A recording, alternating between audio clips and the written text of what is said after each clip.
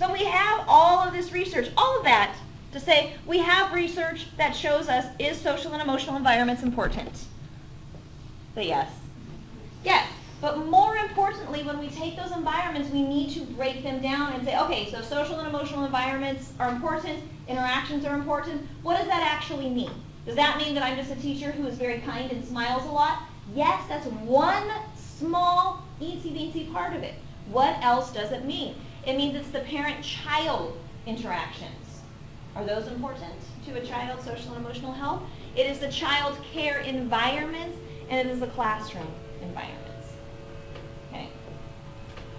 So the broad range of outcomes based on all of these environments, social and behavioral, cognitive and academic, self-regulation. So the social and emotional environments hits on just social and behavioral, that's all that it affects? No, what does it affect? Cognitive and academic and self-regulation. If we can't regulate our behavior as adults, does it make it a whole lot harder to be successful? If your boss tells you need to improve and you storm off and walk out and quit, are you going to be very successful? No. That's self-regulation. If someone tells you that you need to step it up and you throw a tantrum and walk out the door, that's self-regulation. That's lack of self-regulation. And you're not successful if you can't self-regulate. This all starts in early childhood education. We all see children, and perhaps have children, where we tell them, put the toy down, and what do? Ah, they melt down. That's self-regulation. That's why 2-year-olds and 1-year-olds do it much more commonly than 4- and 5-year-olds. That's not a skill they've learned. So all of the research showed on a large scale that quality of child care was linked to child outcomes. Okay? So how they did was linked to the quality of care. Not just quantity, we talk about this a lot in CD30, not just the amount of hours that they're in child care, but the type of care and the quality. This was a shift from what research was saying before, that it was just the hours. As long as they're not in child care longer than 20 hours, they're okay. 19 hours, you're good. It doesn't matter what environment. As long as they're not in over 20 hours, then you're good to go. Do we know that to be truth now? Say no. It's not the amount of hours in child care, it is the quality of care. They can be in child care for 40 hours a week, and if it's a great child care, 50, 60 hours a week. And if it's a great child care, are they going to have social and emotional issues? No. If it's a good quality child care, it was a funny question. If it's a good quality child care, it doesn't matter the amount of hours that they're in. And this is kind of contrary to what our thinking is, right? It's the fact that we don't have quality child care. So quality is defined as teacher-child interactions. That is the hugest predictor of how a child will do, is the social and emotional, the interactions between the teacher and the child. All right, so what does the class observation tool measure? We talked about interactions, right? If you take it down to one word, it's interactions. So it's a structured observation measure. Can you just go do a bunch of anecdotal records and a bunch of running records and then go and use this tool?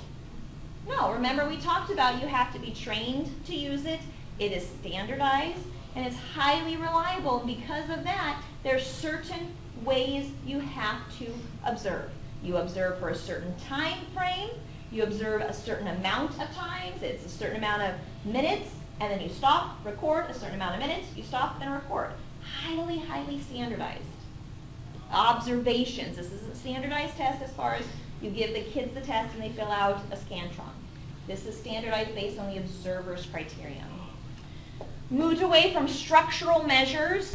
So how many books are in the classroom? And these are the types of things that the Eckers measures. And it's good to measure how many books. If you have 1 book in your room or 20 books in your room, does it make a difference? Yes. But this tool measures something different. And so this is one of the reasons why it's good to use multiple measures. Because having that type of information is good, but we also need to have other types of information. So the class tool moved away from books. It moved away from the type of curriculum. It moved away from looking at lesson plans. Okay? It just measures interactions. How teachers use the time and materials to get the very most out of it. So it does measure the instructional support, but it doesn't measure the quality of the curriculum. It measures how the teacher goes about using the curriculum, structuring the curriculum. You could have the very best curriculum, but have you ever walked in a room and the teacher's got 1,000 foundation of project approach, and there's a great documentation, and yet the room is in chaos every single day because she cannot manage the classroom? Yes. If you can't manage the classroom, are the children going to learn anything? No, it's chaos every day. So the 3 domains that we're going to take a look at are research and theory-based. Okay? So again, you're going to hear me say it again and again and again. This is a research-based tool. There's a couple things that we're going to look at that makes it slightly culturally biased. Okay? The tool was made and a lot of the research was done in Ohio, Iowa, somewhere in the Midwest.